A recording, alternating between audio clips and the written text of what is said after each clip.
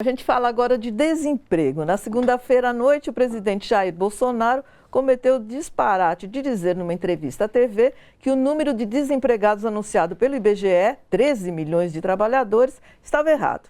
E criticou a metodologia que é usada em todo o mundo. Bom, para essa conversa aqui no estúdio, estamos com o sociólogo Fausto Augusto Júnior, do DIEESE, o Departamento Intersindical de Estatística e Estudos Socioeconômicos. Fausto, quando o presidente da República desqualifica esses números oficiais do próprio governo, que mensagem e que imagem ele está passando para a opinião pública? Bem, eu acho que primeiro é um desconhecimento efetivo do número que ele está trabalhando. Segundo, que ele trabalha muito com ouvir falar, né? Então você tem muita mensagem que surge aí pelas redes que acabam recolocando o próprio debate. A principal questão que ele coloca, e foi a crítica dele, é não compreender como é que o índice é composto. Ou seja, por que o índice de desemprego é assim? O índice de desemprego se coloca a partir da quantidade de pessoas que estão em busca de um emprego. O índice faz um conjunto de perguntas para as pessoas. Você não pergunta para a pessoa se ele está desempregado ou não. Você pergunta para ela se você procurou emprego na última semana, se você procurou emprego no último mês, se você realizou um tipo de trabalho ao longo desta semana, se você realizou algum trabalho ao longo do mês. Que você vai fazendo um conjunto de perguntas e as respostas dessas perguntas vão caracterizando a situação do sujeito. Se ele está empregado, se ele não está, se ele está subempregado ou se ele está desempregado. E esse é um método efetivo. Esse é um método feito no mundo inteiro. Ou seja, a OIT, que organiza todas essas pesquisas, que fez a metodologia disso, é um método utilizado, por exemplo, na OCDE, que ele mesmo diz que são as boas práticas, e etc. Eu diria que o Brasil entre. Ou seja, há de fato uma incompreensão. Isso é o que a gente espera, tendo boa fé na fala do presidente.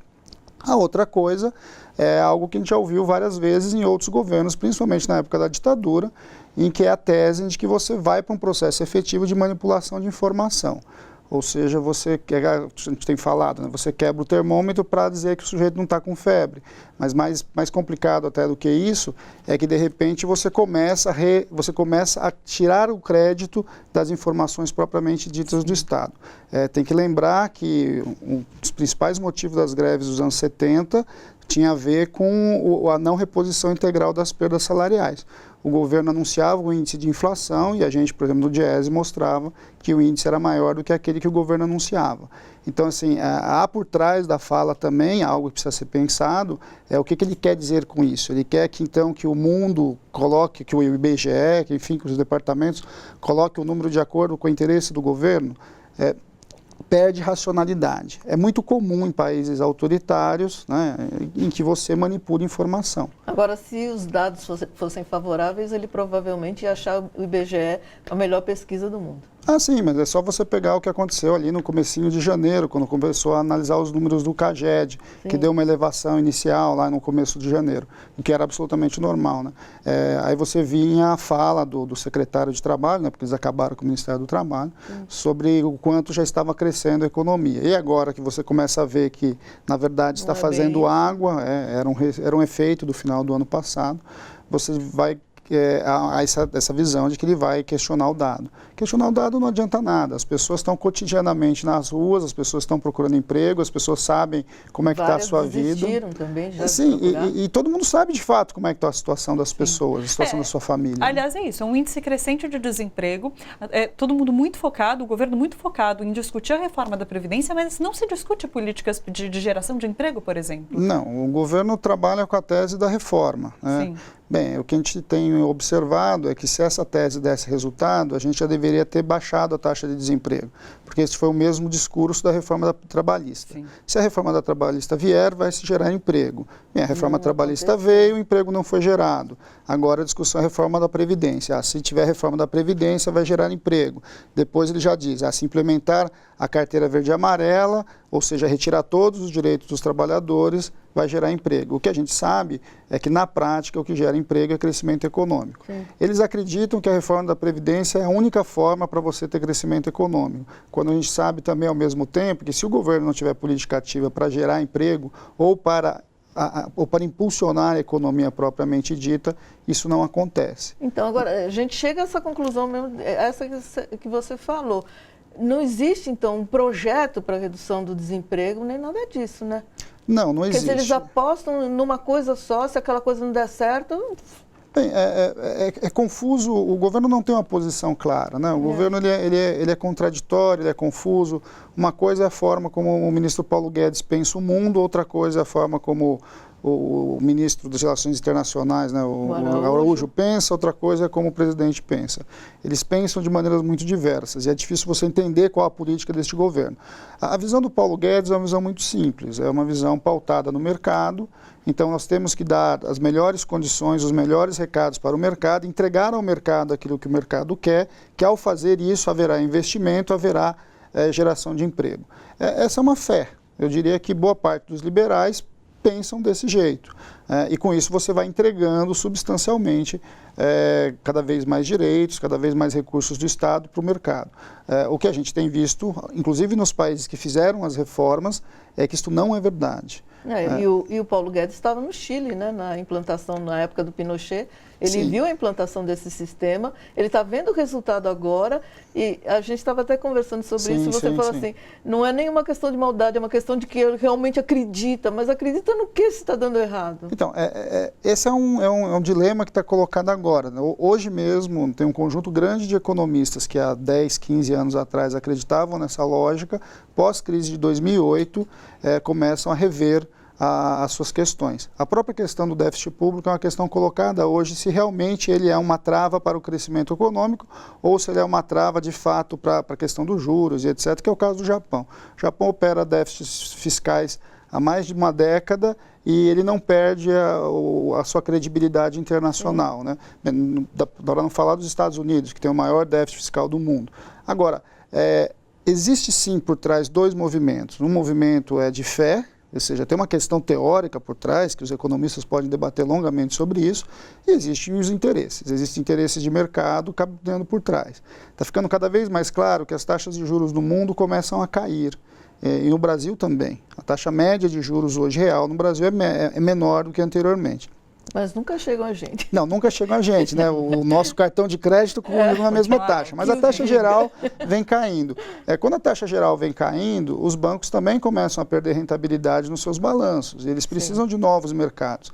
A Previdência é um ótimo mercado novo. O alerta soa a partir disso, né? Ou seja, a partir do momento que eu começo a não receber, não ter a mesma lucratividade via título público como eu tinha no momento anterior, e o mundo está mostrando isso, que nós já estamos há mais de 10 anos no mundo desenvolvido com taxa de juros zero ou próximo de zero ou negativo em alguns países. É razoável imaginar que no Brasil se diminua mesmo as taxas de juro real. Agora, o banco vai precisar buscar lucro em alguma coisa. E os balanços dos bancos estão mostrando que eles estão aumentando a lucratividade, aumentando o retorno dele por meio dos seguros. Os diversos seguros, seguro-saúde, as contas de previdência e assim sucessivamente.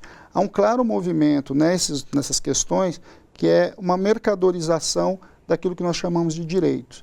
Os direitos passam aí para o mercado, passam a ser vendidos no mercado, em especial os serviços bancários vão dominando esse setor e eles vão encaminhar a sua lucratividade. Então há um interesse por trás do mercado muito mais confuso e muito mais difuso e muito menos anunciado com relação à reforma da Previdência. Que não é só a reforma da Previdência, seguramente vai passar pela saúde e pela educação. Agora, a gente percebe claramente quando você vê notícias sobre o lucro dos bancos, perderam, mas distribuíram 10 bilhões para os seus associados, o que quer que seja. Quer dizer, eles perdem, mas quem tem muito não perde muito não, né, pelo jeito. Como é que eles perdem? Eles lucram menos. Né? A taxa de retorno deles diminui. Este é um cenário muito importante para a gente entender o que eles querem. O sistema financeiro nacional, e não só o nacional, internacional, ele quer abocanhar essa fatia de mercado. A proposta de previdência que o Bolsonaro apresenta, ela é tão drástica que mesmo os americanos não têm uma proposta como a dele. O sistema previdenciário americano, por exemplo, ele é muito mais parecido com o brasileiro do que as pessoas imaginam. Ele ainda é um sistema de repartição para uma boa parte dos americanos. O regime de capitalização que existe lá é um regime de benefício definido, não de contribuição definida. Ou seja, o que é contribuição definida? Né? Essa poupança que você vai guardando o dinheiro e lá na frente você vai sacando. Se acabar o dinheiro acabou. Você sabe quanto você contribui, mas você não sabe quanto você retira. Nos Estados Unidos, não. Você tem a contribuição dos empresários, dos trabalhadores, e eles sabem com quanto vai se aposentar lá na frente. Quer dizer, o que está colocado agora para nós é um cenário muito próximo ao projeto do Chile, que ele diz, Sim. ele mesmo anunciou hoje, né, e que vai impactar certamente as futuras gerações, porque inevitavelmente são eles que vão pegar a reforma inteira, e vai impactar imediatamente quem já está no mercado de trabalho, porque vai ter que trabalhar mais para poder se aposentar, vai certamente receber menos e vai assistir outras reformas da Previdência. Porque quando você começar a tirar recursos, né, do sistema de repartição para o sistema de capitalização, eles vão falar que vai faltar dinheiro para quem está recebendo aposentadoria, que seremos nós aqui, né, que vamos daqui uns 10, 15, 20 anos vamos estar aposentados. Acho que essa é uma questão posta para nós e bastante preocupante. Sim. Está rolando a sabatina com o ministro Paulo Guedes. Vamos dar uma olhada nas imagens ao vivo nessa cobertura? Nem o que aí está, nem os que passaram conseguiram fazer com que uma proposta de taxação dos dividendos fosse à frente. Então, a grande questão no Brasil, e agora enfrenta-se esse momento por conta da questão do desequilíbrio fiscal, é que sempre há uma conta a ser paga. Mas a pergunta que fica é, quem deve pagar essa conta no primeiro momento? Eu não acho certo que sejam realmente os mais pobres. Eu acho que nós devemos talvez começar por outro caminho, e são esses que eu acabei de questionar a Vossa Excelência, reforma tributária, a desoneração da folha, rever a política de incentivos fiscais. Agora tem uma questão que a gente conversava, inclusive, um pouquinho antes, de que, eu tenho a impressão, pelo menos, a gente comentava, de que existe uma parcela da população que entende hoje que você falar em fazer cortes, porque o governo precisa, e cortar direito de trabalhador, é muito perverso com o trabalhador. Agora, você dizer que existe uma parcela, principalmente os jovens, que eles não compreendem dessa forma. De que forma sensibilizar os jovens para que eles entendam os riscos de fazer uma reforma da Previdência? Bem, há uma cultura do indivíduo já na nossa sociedade já há algum tempo e ela é cada vez mais forte. Ao mesmo tempo, há uma fala cotidiana de que o sujeito vai caminhar para ser o empreendedor, o dono do seu próprio negócio e etc. Ou seja, você vai constituindo uma lógica que vai cada vez mais dizendo para o sujeito que ele é responsável por si mesmo. Então é razoável que uma pessoa que já pense assim no seu cotidiano, pense também que ele vai tomar conta da sua aposentadoria. Quer dizer, eu vou ver o que eu vou fazer daqui 30 anos, 40 anos e não preciso de um governo para cuidar disso, porque o governo é isso, o governo é aquilo. Bem, essa é uma visão que está preponderando, em especial para uma geração muito nova, que ao mesmo tempo vive as suas dificuldades da primeira grande crise que ele está sentindo, porque essa geração em especial não viveu a taxa de desemprego muito baixa. Ele está ascendendo essa taxa de desemprego alta agora.